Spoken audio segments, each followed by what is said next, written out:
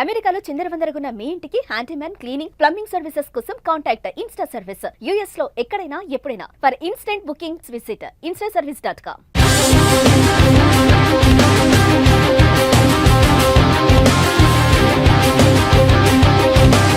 కూలీ, వార్ రెండు పెద్ద సినిమాలే.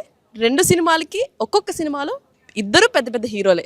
మరి ఈరోజు కూలీ ఎలా ఉంది దానికి సంబంధించి రివ్యూస్ చూద్దాం. ఇటు చూసుకున్నట్లయితే కూలీలో ఒకరు కాదు, ఇద్దరు కాదు, ముగ్గురు కాదు, నలుగురు హీరోస్. సో ఒకే స్క్రీన్లో నలుగురు హీరోస్ని చూస్తే ఆ క్రేజ్ ఎలా ఉంటుందో ఒక్కసారి ఆడియన్స్ అడిగి తెలుసుకుందాం.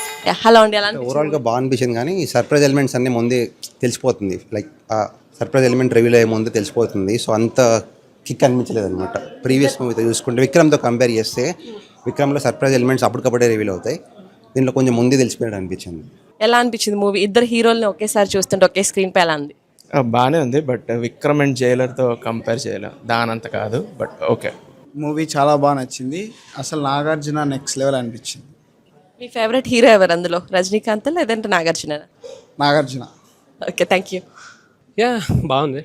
I felt good. మీ ఫేవరెట్ హీరో ఎవరు అందులో? రజనీకాంత్, నాగార్జున, ఆమిర్ ఖాన్. మీరు ముగ్గురు పేర్లు చెప్పేశారు అలా. Mostly Nagarjuna, but yeah Rajinikanth కూడా వన్ ఆఫ్ మై టాప్స్. కూలీ మూవీ రివ్యూ యూఎస్లో చూసాం కదా. సో దీని రివ్యూ గురించి మనం మాట్లాడుకుంటే అసలు నో స్పాయిలర్స్ అనమాట. ఎందుకు అంటే వాళ్ళు సినిమా అనేది డైరెక్టర్ చాలా కష్టపడి, ఒక డైరెక్టర్ దగ్గర నుంచి ఒక టెక్నీషియన్ వరకు చాలా కష్టపడినట్టు మూవీయే ఏదైనా కూడా బయటకు వచ్చిన తర్వాత అవుట్పుట్. సో దాన్ని మనం స్పాయిల్ చేయకూడదు. సో సినిమాలో ఉన్న పాజిటివిటీస్ గురించి మనం మాట్లాడుకుందాం. సో సినిమాలో ఒక స్క్రీన్లో తెలుగు, తమిళ్, కన్నడ, మలయాళం, హిందీ ఈ ఐదుగురిని ఒక స్క్రీన్లో చూడడం అంటే ఎలా ఉంటుందో ఒక్కసారి ఊహించుకోండి. సో అదేవిధంగా నాగార్జున గారు ఎలాగైనా స్టైలిష్గా కనబడతారు. ఆబ్వియస్లీ ఆయన క్యారెక్టర్ అలానే ఉంది. మరి కూలీ క్యారెక్టర్ అయినటువంటి రజనీకాంత్ని కూడా అంతే స్టైలిష్గా చూపించాలి కదా.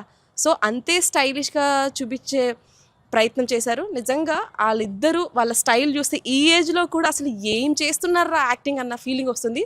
ఇంకా ఉపేంద్ర ఫ్యాన్స్ అయితే అసలు కనిపించింది కొంచెం సేపే. ఆ లెవెల్, ఆ స్క్రీన్ ప్లే చూస్తే అసలు ఉపేంద్రని మళ్ళీ అలా ఆ స్క్రీన్లో చూస్తే ఆ హ్యాపీనెస్ వేరే లెవెల్ అని చెప్పాలి. సో ఎప్పుడైనా సరే మనం మూవీ నుంచి బయటకు వచ్చి థియేటర్ నుంచి బయటకు వచ్చినప్పుడు లాస్ట్ 30 minutes గుర్తుపెట్టుకుంటాం. ఎందుకంటే మూవీని డిసైడ్ చేసేది మనం బయట గుర్తుపెట్టుకుని సినిమా బాగుందని డిసైడ్ చేసి 30 minutes last. So second half అయితే మాత్రం ఇచ్చి పడేశారు అనడంలో ఎలాంటి అతిశయోక్తి లేదు.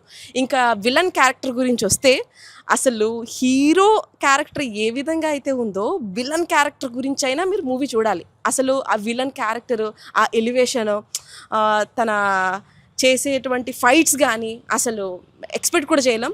హీరో వెయిటేజ్ ఎంత ఉందో విలన్ వెయిటేజ్ కూడా అంతే ఉంది. విలన్ అంటే మీరు నాగార్జున ఎక్స్పెక్ట్ చేస్తూ ఉంటాము, కాదు, ఇందులో ఇంకో క్యారెక్టర్ కూడా ఉంది. ఆ క్యారెక్టర్ కోసమైనా మూవీ చూడాల్సిందే.